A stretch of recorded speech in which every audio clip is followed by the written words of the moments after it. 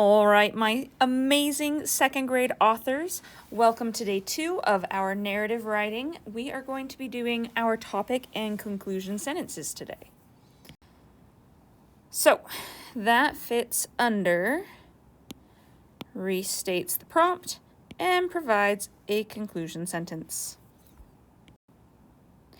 Okay, so in our example, our topic sentence, which restates the prompt, is this one right here. This weekend, I brushed my teeth. And our conclusion sentence is, I am so glad I was able to brush my teeth this weekend. So you can see that we have our keywords from the prompt. So remember, the prompt is, what did you do this weekend? So our keywords, you and do this weekend. And we really just turned it around into a statement. This weekend, exact same words, and then I, the pronoun referring to ourself instead of you, the pronoun referring to someone else, right? And then an action is very, very simple. And then our conclusion sentence, again, we have that I, and then this one in particular has a feeling. I'm so glad. I, and then action, and then our keywords this weekend. So making sure that we're reusing those keywords in our prompt to make sure that we're actually answering the prompt and letting our reader know what exactly it is that we are writing about. So the prompt this week, again, is write about a time when you felt happy. What happened? So some keywords here. Again, you, and you will probably be replacing that in your own writing with the pronoun I, since you will be writing about yourself. And then some keywords here are felt happy. A time when is also a phrase that you might use. That's really kind of what I'm thinking for my sentence. So for my topic sentence, I'm going to write a time when I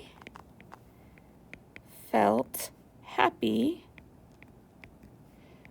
was when, then I'm going to refer back to my list from yesterday.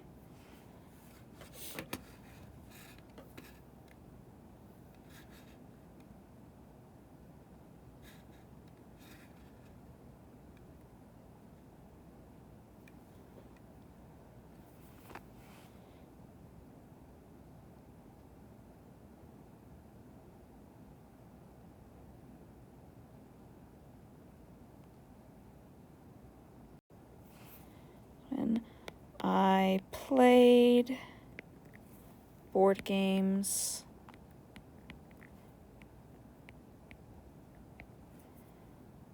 with my family this weekend.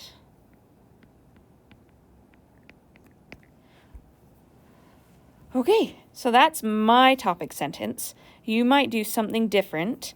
I am going to leave the sentence frame, a time when I felt happy was, because that's a great start of a topic sentence for this particular prompt. You can fill in the blank. Let's talk about a conclusion sentence. So there's lots of different ways that you might conclude. You might start with a transitional phrase like, as you can see, or in conclusion. Those are some of my favorites. And then you're going to want to refer back to the prompt somewhere in there.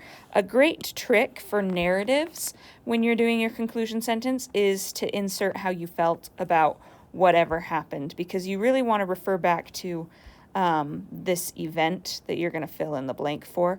So I want to refer back to playing board games with my family. So I might say, as you can see, that's like my favorite phrase. I love playing board games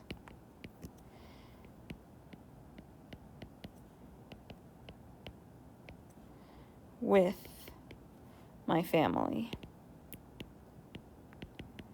Now keep in mind that if I don't like either the topic or the conclusion sentence, I can change it at any point. I can change it tomorrow, I can change it on Thursday, up until when I'm writing my final draft. And even then, maybe it wasn't my final draft. Maybe I want to change it again.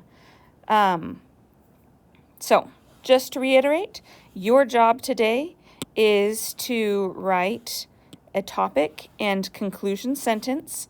Your topic sentence again goes in the center box, and your conclusion sentence goes here in the fifth box. If you want to fill out a digital copy, there's one below, but you can always use your whiteboard or a piece of paper to help you out with your Foursquare as well. If you have any questions, reach out to your teacher, and I will see you guys tomorrow.